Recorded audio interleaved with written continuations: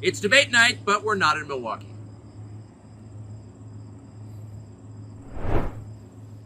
Mr. President, thanks for joining us. Thank you. Why aren't you at the Fox News debate tonight in Milwaukee? Well, you know, a lot of people have been asking me that, and many people said you shouldn't do them, but you see the polls have come out, and I'm leading by 50 and 60 points. And, you know, some of them are at 1 and 0 and 2. And I'm saying, do I sit there for an hour or 2 hours, whatever it's going to be, and get harassed by people that shouldn't even be running for president? Should I be doing that? And a network that isn't particularly friendly to me, frankly. You know, they were backing Ron DeSanctimonious like crazy, and now they've given up on him. I mean, it's a lost cause. It reminded me very much of 2016. You know, in 2016, I went through the same stuff and had to fight them all the way, and then they became very friendly after I won, or just about when I was winning. But I just felt it would be more appropriate not to do the debate. I don't think it's right to do it. If you're leading by 50, 60, I have one problem leading by 70 points, and I'm saying, why am I doing it? And I'm going to have 8 people, 10 people, whoever made the debate, I don't know how many it is, but I'm going to have all these people screaming at me, shouting questions at me, all of which I love answering, I love doing, but it doesn't make sense to do them. So I've taken a pass, as you probably noticed. Well, I did. I'm grateful that you did. It's interesting, though, because you spent a lot of your career in television. Yeah. You had a top show in television on NBC. But you don't feel the need now running for president to do television, obviously. Do you think television is declining? Well, according to a poll that I guess we just saw, it just came out where it's down like 30, 35%, but I think they were referring to cable. I think cable's down because it's lost credibility. MSNBC, or as they say, MSDNC, is so bad. It's so wrong what they write and what they do and what they say. It's, you know, it's fake news, as I said. I think I came up with that term. I hope I did, because it's a good one. It's not tough enough anymore. It's corrupt news. You know, really what you do is call it corrupt news, but somehow that doesn't play as nicely. But it is corrupt news. So you have MSNBC and you have CNN, who's absolutely doing no ratings at all. I mean, they're dead. But they're doing none because they don't have credibility. They really don't have credibility. Fox is way down, as you know. And the good old days are long ago. I will say this, it could come back, but they just don't have a lot of credibility. Tucker, you know that perhaps better than anybody. I think it was a terrible move getting rid of you. You were #1 on television, and all of a sudden we're doing this interview, but we'll get bigger ratings using this crazy forum that you're using than probably the debate or competition. When you say there are people on stage who shouldn't be running for president, who do you mean? Well, I don't want to really use names, but it wouldn't matter too much. A guy like, I call him Ada Hutchinson. It's Asa, but I call him Ada. Why do you call him Ada? You know, I could tell you, but I don't want to get myself in a little trouble. But he's weak and pathetic, and he was, I never understood the guy, never knew him. He was the governor of Arkansas, not a very popular guy. I don't know how but that state is such a great state. The people are so incredible in that state, and they love me and I love them. How does this guy get elected governor of Arkansas? But he's nasty always, and has been. A guy like Chris Christie, the guy left with a 8%, think of it, 8% approval rating in New Jersey. Now he's running for president, and he runs solely on the basis, oh, let's get Trump. He's like a savage maniac. He's like a lunatic. And that's all he talks about. His poll numbers are very, very low. He's about 2%. What's he like? You know him well. No, I've been friendly with him over the years, but I couldn't give him a job because I just never trusted him very much. I was just never one of his people that really trusted him. I never gave him the job. And that's one of the reasons he feels so hurt and so betrayed. And I understand that. I really do. I understand it. But I never gave him. You know, he wanted to be different things. He was looking at different elements of the administration, and I decided I didn't want to do it. And now I'm glad I did, because you see, but you know, we had some great people. I had great people. We'll have even better people if we do this, because now I know Washington. Before I didn't know Washington. But guys like Bill Barr were terrible. I mean, they were, I would say, Bushies. I say that with respect to the Bush family, but they were Bushies, and it doesn't work out for us. It was clear, this is kind of far afield, but it was just interesting. I read Barr's account of his time. He wrote a book about it, right? His autobiography. And in it, he lies about Jeffrey Epstein's death. clearly lies. Do you think Epstein killed himself sincerely? I don't know. I will say that, he was a fixture in Palm Beach. Yeah. I don't know what Barr said about it either. I have no idea what he said. What did he say? He killed himself, probably? He said he killed himself and that they were going to do this investigation. They never did the investigation. It's never been public. Well, and they hid it. And why are they doing that? And clearly Barr knew.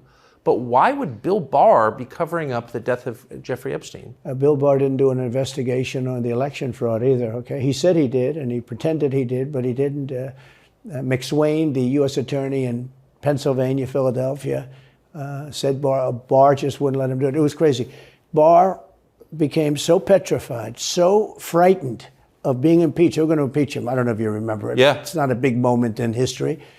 But they said, we're going to impeach. They play a much rougher game, the left, the lunatics. And they were going to impeach Bill Barr, and he was petrified. Now, how do you not get impeached? Don't do any of this stuff. But he didn't do the job there. I don't know what he did with Epstein, but possibly he didn't. Do you think it's possible that Epstein was killed? Oh, sure, it's possible. I mean, I don't really believe. I think he probably committed suicide.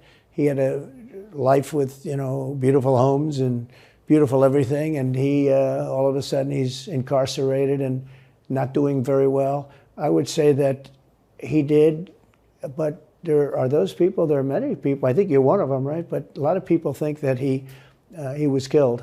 He knew a lot on a lot of people. He was killed. You think so? I think the closer you look, I'm not a conspiracy person at all. I believe everything I hear.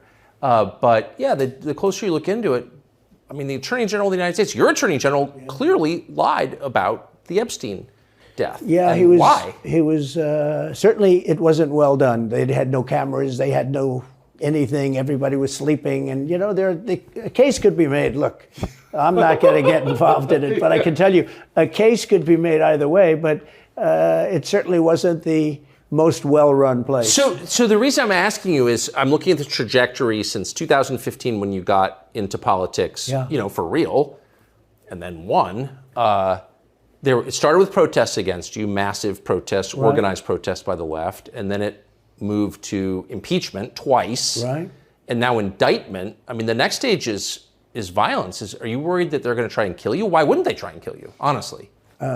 They're savage animals. They are people that are sick, really sick. You have great people in the Democrat Party. You have great people that are Democrats. Most of the people in our country are fantastic, and I'm representing everybody. I'm not just Republicans or conservatives. Right. I represent everybody. I'm the president of everybody. But I've seen what they do. I've seen the lengths that they go to. When they make up the Russia, when that's exposed and they go down, and Barr should have gone after them, and other people should have gone after. And they did very late, because the Durham report came out. It was fairly good. It could have been a lot tougher, I guess, but it was fairly good. But it explained how corrupt it was. I'll tell you who did a great job was the Inspector General Horowitz. He did a phenomenal report. You didn't have to go to Durham. He did it on Comey and on, I guess, McCabe and some others, and it was a vicious, it was basically a true report, how bad they are. But these people are sick people. These are people that I think they hate our country. You want to know the truth. When you see open borders, when you see these policies that they have, and so many other things, it's so sad to see. We have a country that's very fragile right now. I've never seen, I will say, look, I ran in 16, which was 15, but I ran in 16, election in 16, and there was tremendous spirit. In 20, there was even more spirit. We got millions and millions more votes. It wasn't even a contest. People said, well, what'd you think of 20? I said, we did much better. We did. You got to base it on the number of votes. We got many more votes in 20 than we did in 16. But the election was rigged. It was a rigged election. And with COVID, they used COVID to cheat in a lot of different things, and we have so much on it. It's like so easy. But we had judges that didn't want to look. We had people didn't want to get involved. They called you, he's a conspiracy theorist if you say anything about the election. But I have never seen spirit like there is right now. Even coming down here, just the people on the road that are just absolutely going crazy. And the reason is, I think they like me, and I know they love my policies. I hope they like me too. A lot of people say they don't like me, but they like my policies. I think they like me. But I have never seen spirit like it is right now. And the reason is because crooked Joe Biden is so bad. He's the worst president in the history of our country. I don't think he's going to make it to the gate, but you never know. But he's a corrupt person, so corrupt that I took the name off Hillary. I don't do two people at one time. I took the crooked Hillary and I retired the name. That was a good day for her. I bet she was very happy. And I used it for Joe because it's crooked Joe. But Joe is really... But you don't think he's going to make it to November of 24? Well, I think he's worse mentally than he is physically. And physically, he's not exactly a triathlete or any kind of an athlete. You look at him, he can't walk to the helicopter. He walks, he can't lift his feet out of the grass. It's only 2 inches at the White House, right? That's not a lot. But you watch him, and it looks like he's walking on toothpicks. So, and then you see him on the beach where he can't lift a chair. Those chairs are meant to be light, right? They're like 2 ounces. Yeah. You lift them up. He can't lift the chair. He can't walk to the chair. And I don't know what they're doing with the beach. This beach is seeming to play a big role, but they love pictures of him on the beach. I think he looks terrible on the beach.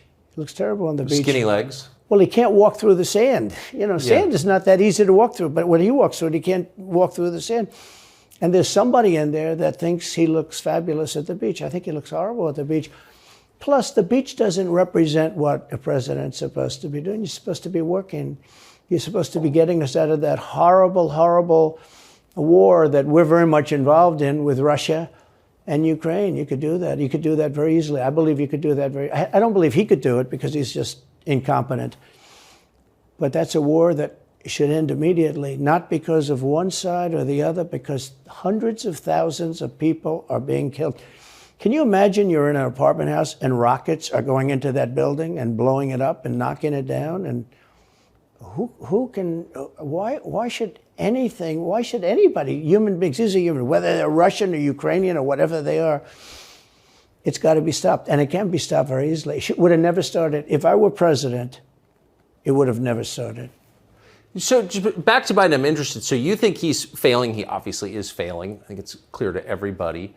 But that would make Kamala Harris the candidate? Well, not really. I mean, I guess they'd have maybe a free-for-all. A lot of people say she has to remain for certain reasons the candidate. She has to. I don't think that's true, actually. I don't think that other people would stand for it. She has some bad moments. Her moments are almost as bad as his. I think his are worse, actually. Yeah. But she seems pretty senile, too. She speaks in rhyme. It's weird. It's weird. But she has bad moments. And in rhyme?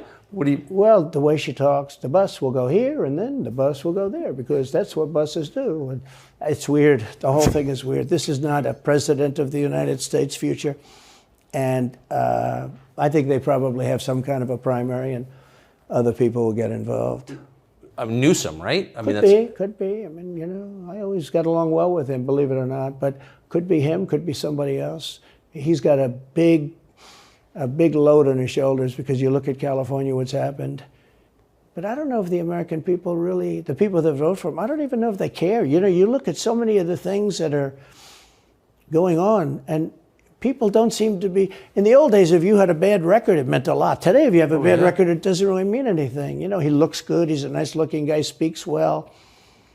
But Biden, every time you watch him talking, it's like he's walking on eggs. You're waiting for him to collapse. And he almost always does. And I got to know the leaders of all of the countries, essentially, but the big ones. And the bigger, the tougher the leader. It's like sort of, I guess maybe that's the way it's supposed to be. But I got to know President Xi of China and Putin and Kim Jong-un, North Korea. Did a great job with North Korea, kept us out of a nuclear war. We would have 40,000 dead soldiers right now. They'd drop a nuke right on top of the military base. But we have 40,000 soldiers over there. And I did great. I got along with him great. That's a positive. The press said, he said nice things about Kim Jong-un. I also said horrible things at the beginning.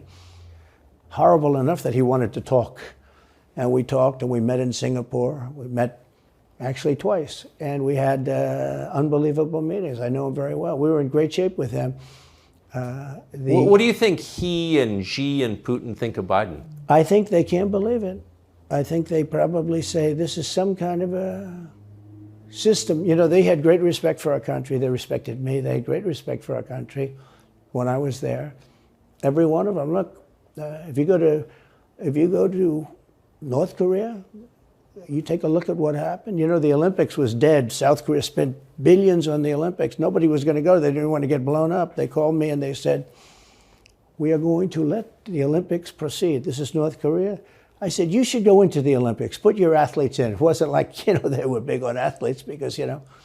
Famine. But they went in and they actually participated. And within about 2 days, the entire thing was sold out. And if it wasn't me, that would have never happened. But I got along very well with him, and that's a positive thing. He does have massive nuclear power, by the way. And if Hillary would have gotten in, or if the Obama thought process continued, it would have been a nuclear war, absolutely, with North Korea. He was expecting to go into a war, and it would have been a nuclear war. So do you think the rest of the world looks on at Biden and thinks someone else has got to be running the government? Well, somebody else has to be. I don't think he's capable of doing anything. Look, when I debated him, I said, how come, and this was in front of probably not a friend of yours, Chris Wallace. He was the moderator. Not a friend. I said, why is it he wants to be Mike, but he doesn't have the talent? It's one of those bitchy little man. He wanted to be his father, but he didn't have the talent of his father was great. He's a little fussy man. His father interviewed me in 60 Minutes. It was actually a 10. Can you believe it? No, I totally. His father had talent, at least. I may have been the only guy that he gave a good 60 Minutes to. He was rough. Really? His father was tough. He was great, though. He was great at what he did. But Chris Wallace was so upset. He was guarding this guy who wouldn't do a show, by the way. You know, he wouldn't do. I figured. I didn't mind Chris Wallace because Biden wouldn't do a show. And it was very obvious. You know, he kept asking him and asking, but he wouldn't do the show. So I figured he's got to like me. But he came from a different planet. But remember when I asked the question, why is it that the mayor of Moscow's wife is allowed to give you $3.5 million? Don't forget, that was brought up. Now it's brought up all the time. But that was brought up by me long before anyone ever heard of it. I said, the mayor of Moscow's wife giving you $3.5 million. What did you do to deserve $3.5 million? To Biden. And Chris Wallace said, this has nothing to do with the debate. I mean, he got in the way of the question. No, it was crazy. And I said, well, wait a minute. He got $3.5 million from the mayor of Moscow's wife. Now, people forget that, but if you go back and take a look, you will see. And Chris Wallace didn't want me to ask that question. I said, I think it's a very appropriate question. It turned out to be much more appropriate than people thought. Amazing.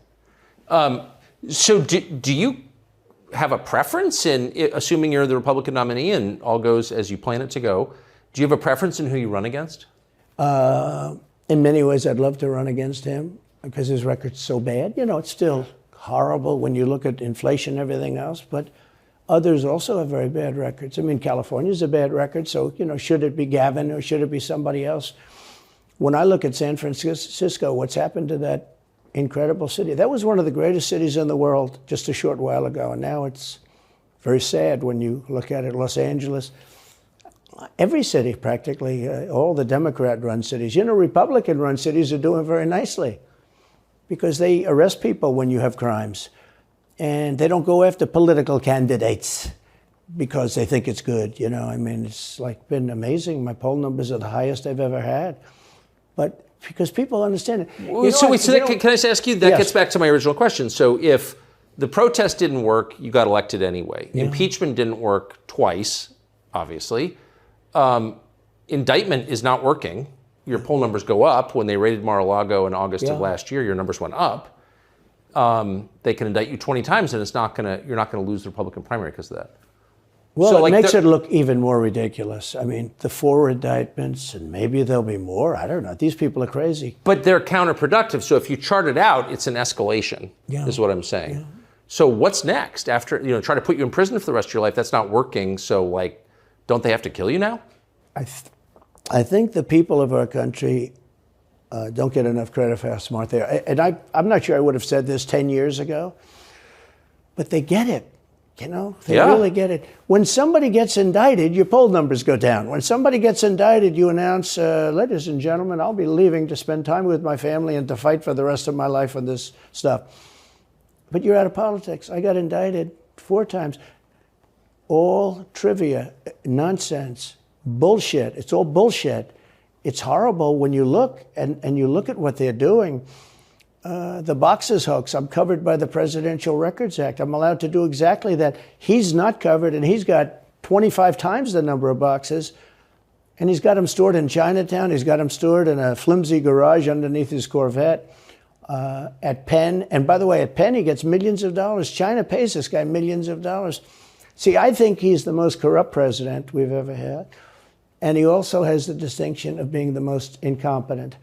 And I believe both. I mean, he's both incompetent and corrupt. So and who I is running the actually government? believe he's compromised because China knows so much about him. They know where the money comes from. They know where it is, who paid it, and they probably paid it.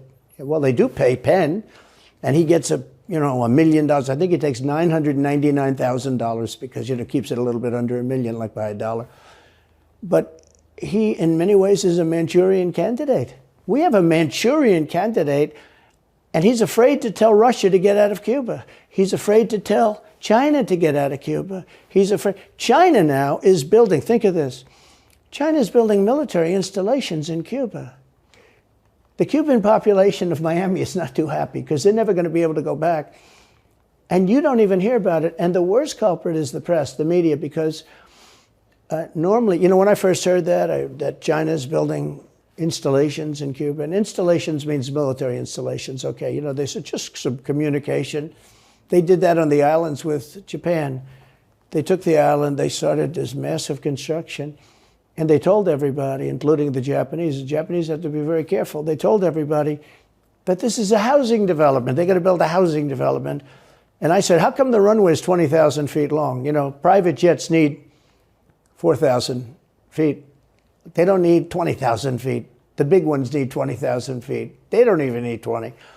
And I looked at the runway. I said, that's the largest runway ever built, both in width and length, for housing development. There's nobody that has a plane that big that you would have a runway that's Why that's is for China testing. allowed to conduct imperialism in our hemisphere? Well, yeah, and it's far beyond Cuba. It's all over South America. Yeah, in the Caribbean. So we built a thing called the Panama Canal. We lost 35,000 people to the mosquito, malaria. Yeah. We lost 35,000 people building. We lost 35,000 people because of the mosquito.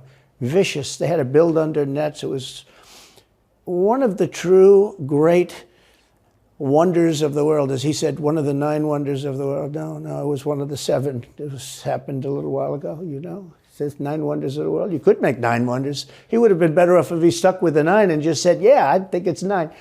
But this is one of the true 7 wonders of the world. And you take a look at the Panama Canal. It was such an incredible engineering marvel. We sold it under Jimmy Carter. We sold it to Panama for $1. The following day, they quadrupled the amount of money that ships had to pay to get across. They didn't lose one ship. And now they've made it much bigger, and now they've widened it. They've doubled it, right? They've more than doubled it. And it's one of the most profitable things. Any time it's just incredible, right? We gave it away for $1. China now controls it. They actually control the Panama Canal. They run it, they control it. And we shouldn't let that happen. And we can't let China be in Cuba. And they'll get out. If I'm president, they'll get out. Because I had a very good relationship with President Xi, but he respected this country, he respected me. And he'll get out. And we can't let them run the Panama Canal. We built the Panama Canal. Should have never been given to Panama. We should have had it. But we gave it for $1. Think of it. They quadrupled. In one day, they lifted the fees, which are, pretty big, for these massive ships to go through, right? Rather than going around the Cape and through all the tremendous storms, such beauty, it's beautiful stuff. But you didn't want to get caught in those storms. Those were storms that wiped out the biggest ships. And we go through the Panama Canal, we built it, and we gave it away for $1. Think of that, how stupid are we? We have done the stupidest things in this country. And now we have a president that can't put 2 sentences together, can't speak, can't walk, can't talk. I don't think he gets to the starting gate, but these people do miracles. I mean, he ran out of his basement, and you got away with that one because of COVID, so he sort of got away with it. They cheated on the election, But you have people that are very smart, but they're fascists and they're radical left lunatics, and they're destroying our country with the all-electric cars and the windmills all over the place, which, by the way, don't work, and they're all, most of them made in China. For the most part, they're made in China. Germany a little bit, but China.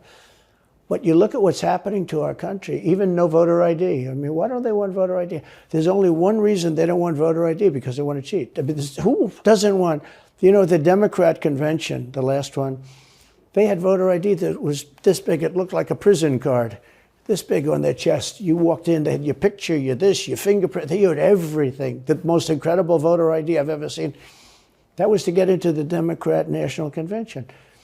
But to get in to vote, if you buy groceries, if you buy practically anything now, you have ID on a card, credit cards or otherwise. And But that, don't you think it's racist to have to show your ID? well, they probably say that. They use anything not to show ID, because voter ID is pretty simple. And we could go back, and we should go back to all paper ballots, voter ID, same-day voting. You know, France did it. France had mail-in ballots, and it was terrible. Anytime you have mail-in ballots, you're going to have massive cheating on your elections. Anytime, but not just the presidential election. Anytime you have... Isn't that the whole point of them? So yeah. you can Oh, cheat? yeah, sure. It's their whole point. That's their whole point. They want to cheat. Yeah. They have to cheat because their policies are so bad that if they didn't cheat, they couldn't get elected. Who wants open borders? Who wants high taxes? Who wants high interest rates? Who wants to not be able to use a gas stove or have to drive an electric car, which, you know, you have a 4-hour drive, but the car only goes an hour and a half, so you have to charge it. The happiest moment for somebody in an electric car is the first 10 minutes. In other words, you get it charged, and now for 10 minutes. The unhappiest part is the next hour, because you're petrified that you're not going to be found to another charger. People, I'm saying, if people, I'm not knocking electric cars, they're fine. They're fine. But if people want to buy a gasoline car or a hybrid, hybrids are pretty good, actually, but they should be allowed to buy. They don't want to do any of this. So right now, California's in a big brownout because their grid is a disaster. The grid all over the country is sort of a disaster, but the grid in California. And yet, they want to have, in a very short period of time, millions and millions of cars going off that grid, essentially. It doesn't work. So plug your car into a grid that's failing. You should be able to buy an electric car. You know, electric cars could be fine if you drive short distances and you want to have, you know, whatever, and you have plug-ins everywhere you go. They could be fine. But you got to have gasoline cars. You got to have everything. Let people buy everything. Now there's the new thing is your heating systems in the house. They don't want you to have a modern day heating system. They want you to use a heating system that will cost you at least $10,000 to buy and won't work very well. You know, none of the stuff works as well.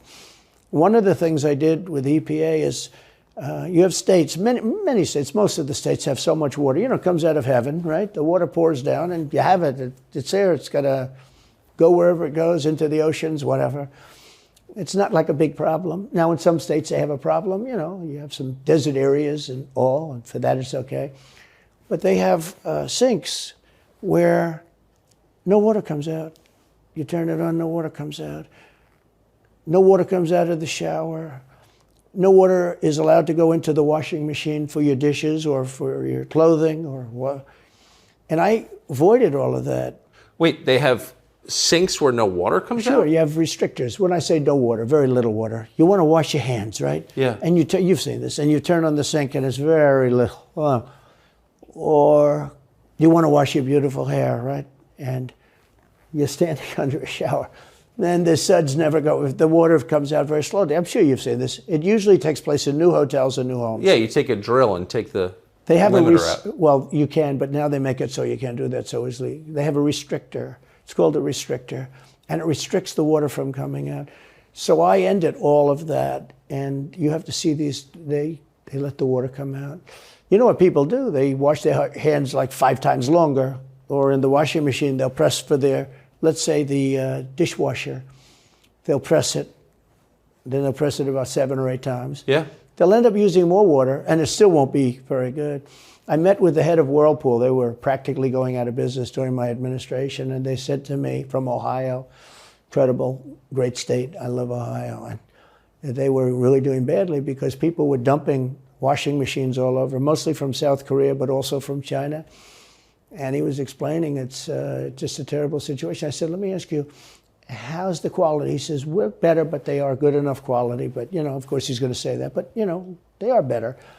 He said, but they don't allow us. They're dumping these machines. They're cutting us in half.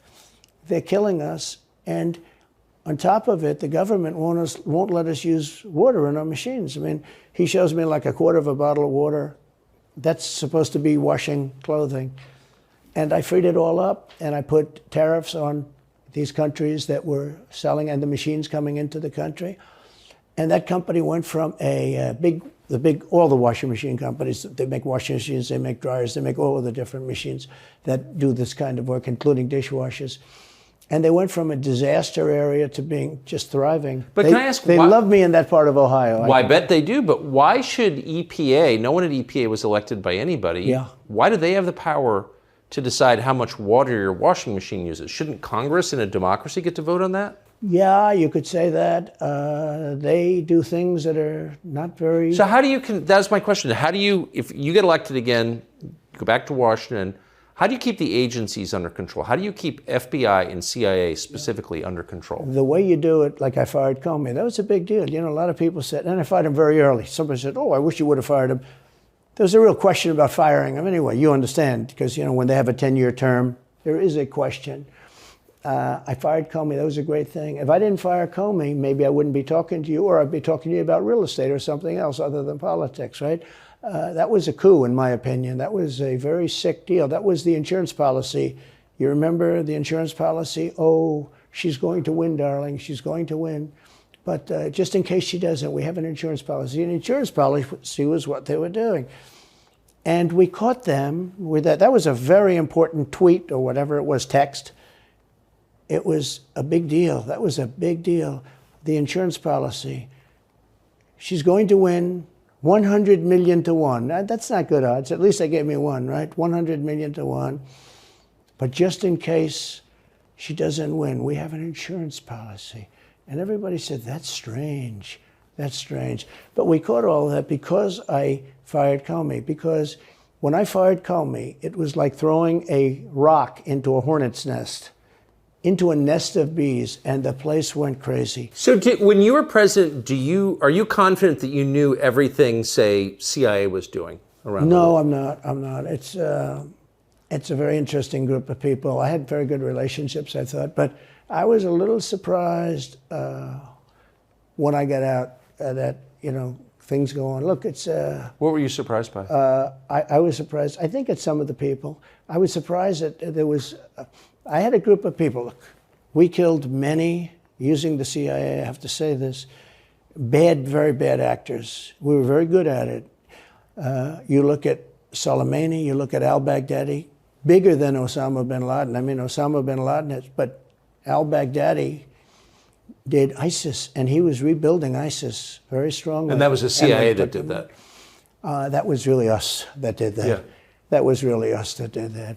And Soleimani was us that did that, not so much CIA.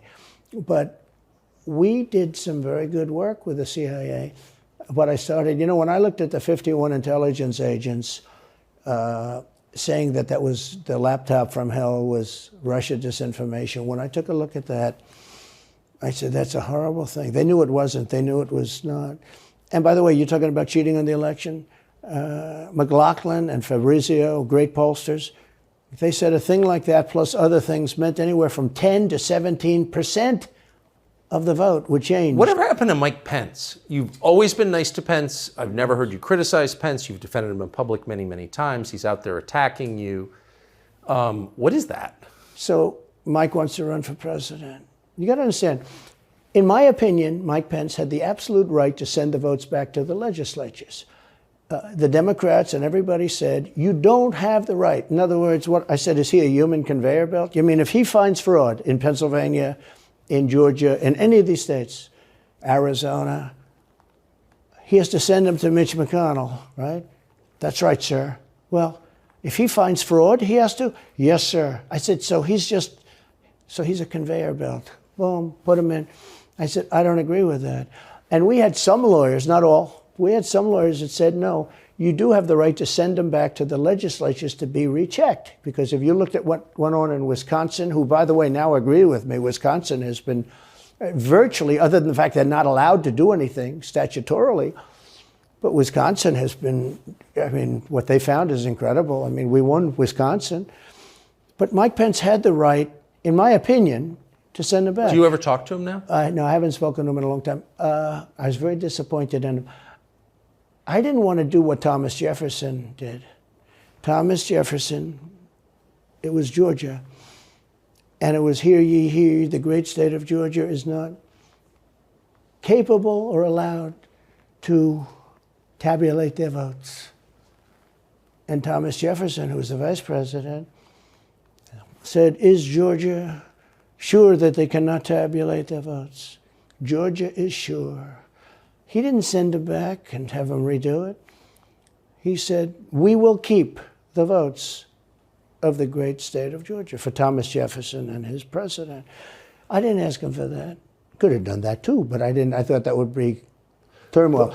I asked him to send him back to his legislature, to the legislatures, you know, in Wisconsin, let's say. But why didn't he? I mean, you'd worked together for 4 years. You're the president. He's VP. You say you're aligned on everything. I think he got very bad advice. I really do. Now, let me tell you what happened. I sat there with a few people. I think his lawyer was in the room too. His lawyer was very much against it. There were other lawyers that felt you could do it. It was one of those things. I think you could have done it. I think you can always do something if you see fraud or if you see problems. But it's very interesting. So after the election was over, the rhinos got together with the Democrats and they redid the election, so you couldn't do it anymore. So then I called the people. I said, so in other words, you're saying I was right. You could do it. Yes, you could do it. In other words, they took the Voting Act and they redid it so the vice president no longer has the power to do what I said he could do. So when that happened, I said, wow. And you know, you'd look some of these Democrats in the eye and they'd say, he has absolutely no right to do it. And immediately after the election, they met rhinos, could name them all, and Democrats, and they approved legislation that takes away the right of the vice president to do it. So I said, so you're saying I was right. The vice president did have the right to do it, and they said, yes, he did. So if you're saying they stole it from you last time, why wouldn't they do the same this time? Oh, well, they'll try. They're going to be trying, yeah. And not only me, you know. Look, DeSantis is out. I think he's gone. So he was at a level. People have figured him out. He's gone. But if somebody else got in, other than me, they'll go at him just as viciously as they did me. These people are sick. They will go after them. And a lot of people say they won't be able to hold up. I do get credit for holding up quite well, I must tell you. I think it's... How do you do that? How do you get indicted, you know, every week and stay cheerful? I think it's a lot easier because I'm so high in the polls, because it means the people get it. The people see it's a fraud. The people see it. Like this horrible district attorney from just a little while ago, from essentially Atlanta, that's Fulton County. She said, basically, I don't have any right to challenge an election. Well, what about Stacey Abrams? What about Hillary Clinton? What about all of these Democrats that are still challenging my election? The same people that are saying he's challenging an election challenged my election. And they did it with slates. They did it with all sorts of things. They were very bad about it. But basically, they're suing me, and they're saying, you don't have any right to challenge it. If you challenge an election, we're going to indict you and put you in jail. So what they're doing is they've weaponized, and don't kid yourself, the DOJ and Biden and the whole group, they're watching all of this stuff. They love the local stuff. You know, the DA in Manhattan. Not only that, they put one of the DOJ top people into the Manhattan DA's office to run things. They don't even have a case against me. It's not even a case. Everyone says, even the Democrats say, you can't bring these cases. You have no case. The Attorney General or the District Attorney, Fannie Willis, in Atlanta, she's getting killed. Basically, she's saying Trump doesn't have the right to criticize an election. But you've been around long enough now. You've seen many elections criticized. I mean, Hillary Clinton goes crazy. Every time she talks, she says, he's not the president. Jimmy Carter said, he's not the president. Well, I am the president. Hillary Clinton called me, by the way, at 3:02 in the morning to congratulate me the night of the election. Did her voice crack? Well, her voice was, it's very different, I will say. I won't get into that. But What do you mean? her voice was very different. Don't forget, they were all celebrating at 5 o'clock in the afternoon. And I came home and I said, I think we won. I felt we won because the rallies are so big. We'd go to Wisconsin and we'd go to Georgia. We'd go to different states. In Michigan, we'd have rallies. In Pennsylvania, we had 58,000 people in Butler.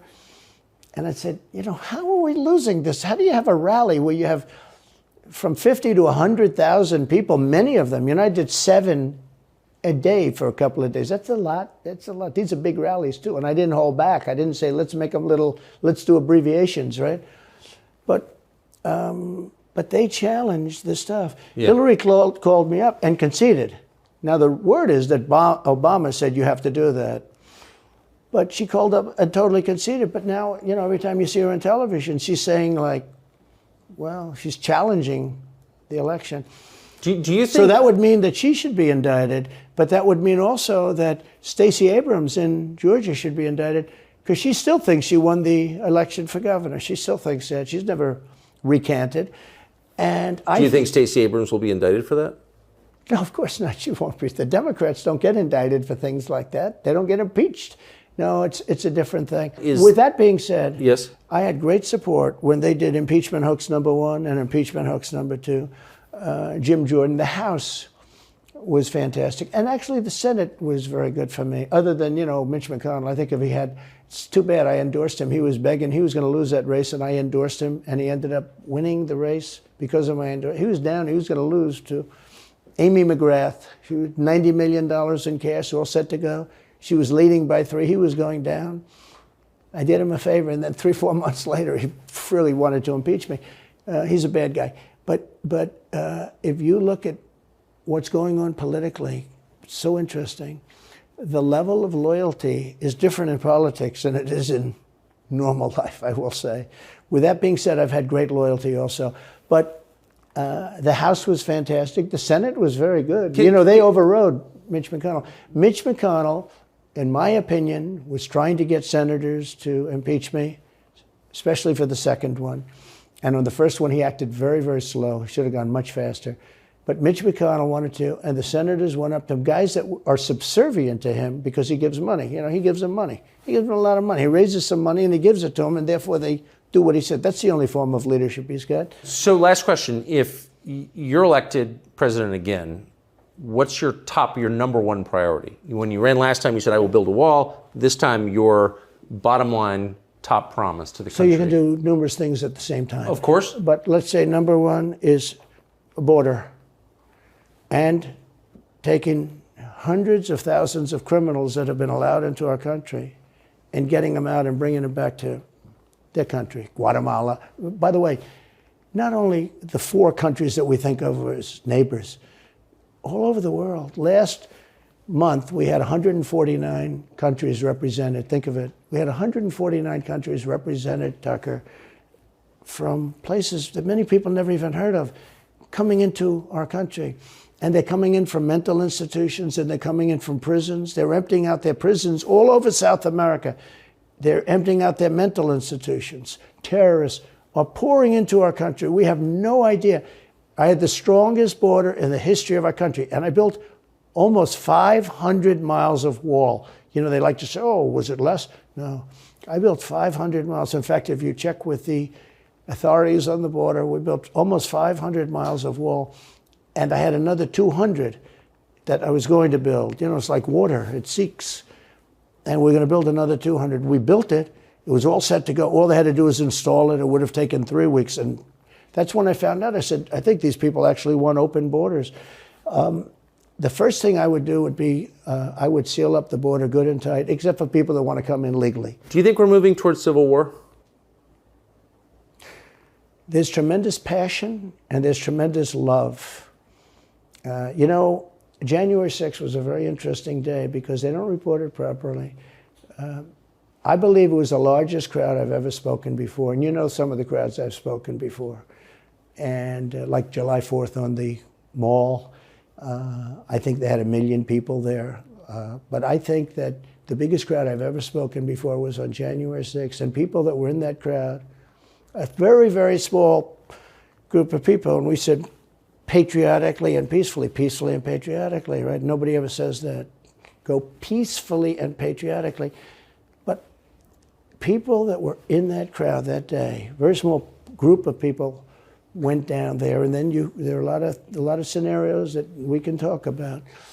But people in that crowd said it was the most beautiful day they've ever experienced. There was love in that crowd. There was love and unity. I have never seen such spirit and such passion and such love. And I've also never seen simultaneously and from the same people such hatred of what they've done to our country. So do you think it's possible that there's open conflict? We seem to be moving towards something. I don't know, because I don't know what it, I can say this. There's a level of passion that I've never seen. There's a level of hatred that I've never seen, and that's probably a bad combination. Donald Trump, thank you. Thank you very much. Very much. Thank you. That is a bad combination, by the way. Bad combination. Thank you.